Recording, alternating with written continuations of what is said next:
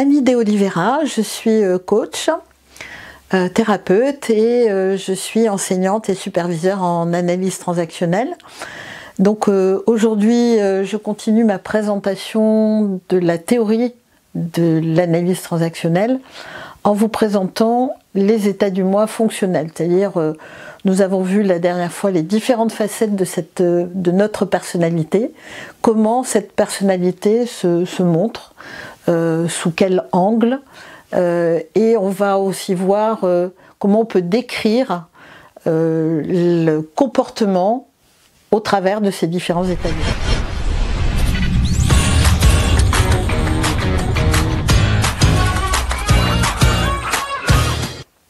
C'est la partie la plus connue de l'analyse transactionnelle.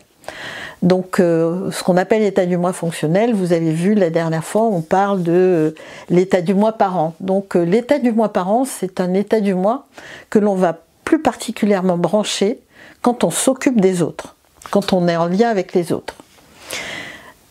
Deux parties, il y a une fonction qu'on va dire de protection, ce qu'on appelle le parent normatif, et une fonction de permission qu'on appelle le parent nourricier. Parent normatif, c'est je donne un cadre, des consignes, j'ai une manière un peu directive, autoritaire, j'emploie l'impératif, fais ceci, fais cela.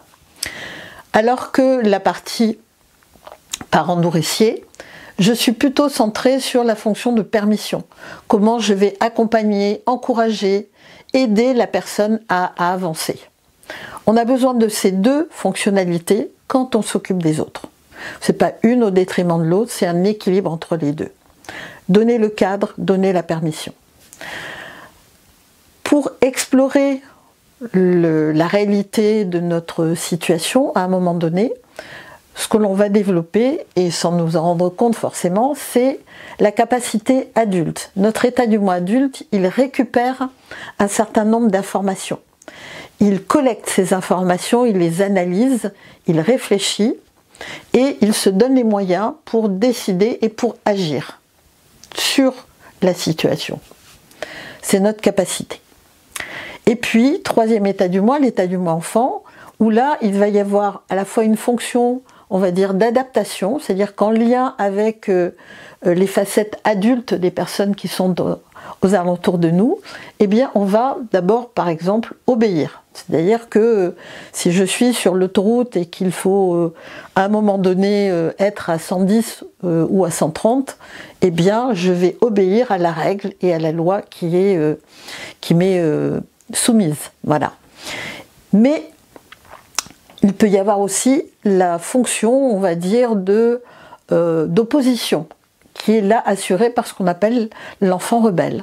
Donc on connaît bien ça dans nos organisations, ou même on va dire au niveau sociétal, c'est notre capacité à nous opposer, à remettre en question et à contester la loi ou l'organisation en général. Voilà, deux états du moi adaptés. Cet état du moi enfant adapté est divisé en deux. Et puis, l'enfant libre, c'est le siège en fait de nos besoins, de nos pulsions, c'est le besoin d'être hors du cadre et d'expérimenter, de voir ce qui se passe pour nous. C'est là où se trouve aussi notre capacité, on va dire, intuitive, spontanée, créatrice. Bien évidemment, vous avez bien compris qu'on a besoin de ces différents états du moi et que de façon classique, en fait quotidienne, on passe de l'un à l'autre en fonction de ce qui se passe dans notre situation. Si vous souhaitez en savoir plus, si vous souhaitez améliorer votre communication en général et dans certaines situations en particulier, eh bien n'hésitez pas à me consulter, à venir me voir, à vous abonner aussi à ma chaîne. À très bientôt.